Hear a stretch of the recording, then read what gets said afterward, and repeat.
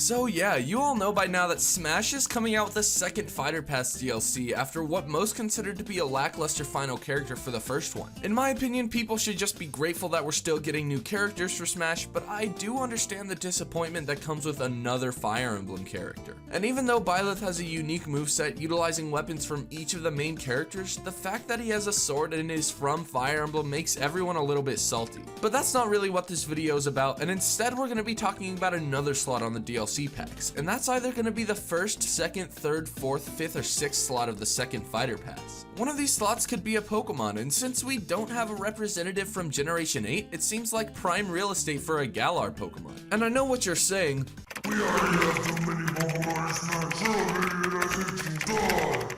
well, first off, you're right. We do have 10 different playable Pokemon in Smash, but there really is a big difference between 4 different playable versions of Marth and all the Pokemon characters. The only clone character from the Pokemon series is Pikachu and Pichu, which is why people don't get as mad at the amount of Pokemon in Smash as they do with the Fire Emblem characters. Also, I mean, Pokemon is literally Nintendo's highest growing franchise, and with so many Pokemon in their ranks, it would make sense if they added another Pokemon character. Honestly, I'm indifferent on adding Pokemon or not. I mean, most people would want some third-party characters, which is what we started getting used to before.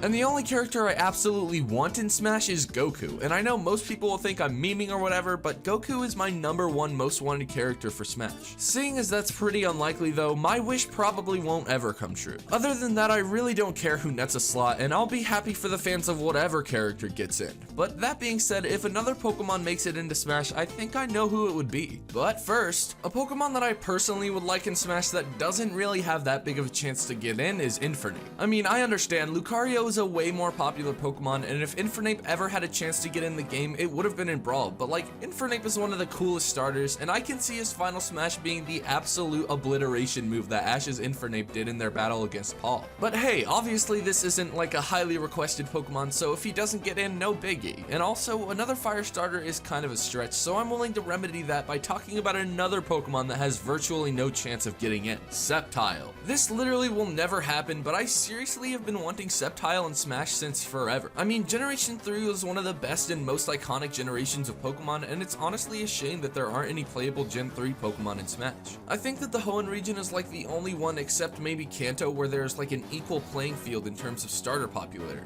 but I think Sceptile would get in over the other two. Plus, at this point, we have a fully evolved water starter and 2 fully evolved fire starters in Smash, but we don't have a fully evolved grass starter, and that could possibly open the door for a potential appearance by Sceptile in Smash.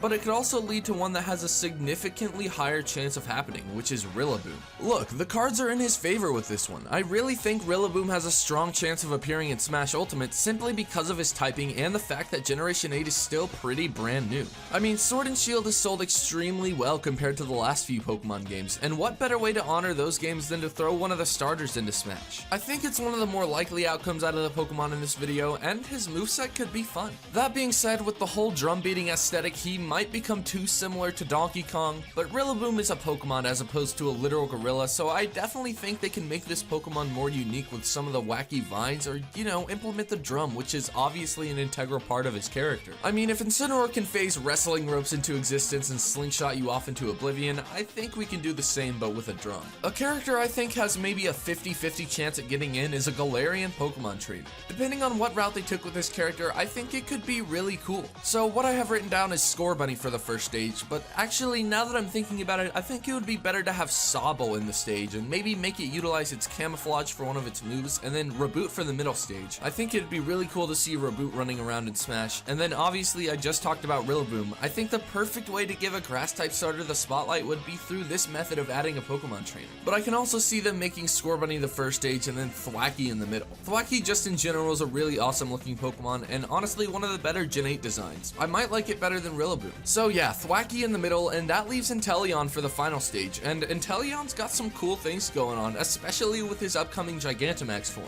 I really like the spy/sniper vibe it's got going on, and I think that would translate very well into Smash. And then obviously the third and in my opinion most most boring route would be to mirror the types of the original Pokemon trainer, making the first form Sobble, which I already talked about, second stage Thwackey, which I also already talked about, and then Cinderace. I would still be pretty excited if this Pokemon got added into Smash, but I still feel like people would be burnt out if they added a third fully evolved Fire-type starter into Smash. Though Cinderace's design I feel like was built for Smash. He would definitely be a very mobile character, obviously being a bunny, and definitely one of the lighter weight characters. You could probably KO him at like 75 to 80% with a well-timed Smash attack, but Cinderace would be all about getting the hits in and then retreating without taking damage. Also, he could use moves like Pyro Ball to keep the enemies at bay, and he has this move called Court Change, which is a status move, but maybe they could spin it into Smash Bros somehow. Even if Cinderace is added to Smash, as much as I would like to see more type representation, I don't think I would necessarily be disappointed. I just wouldn't be surprised, I guess. And really, when you think about it, that's what Super Smash Bros is about. Like, the game is obviously fun to play, but like, it's become a cultural event whenever a new Smash fighter gets revealed. When everyone is teased, people are quick to have their predictions up, and right after the reveal, people don't stop talking about it, and that's why it could feel a little lackluster if they used another Fire-type starter. And a Pokemon I think people would be extremely surprised to see in Smash is Dragapult.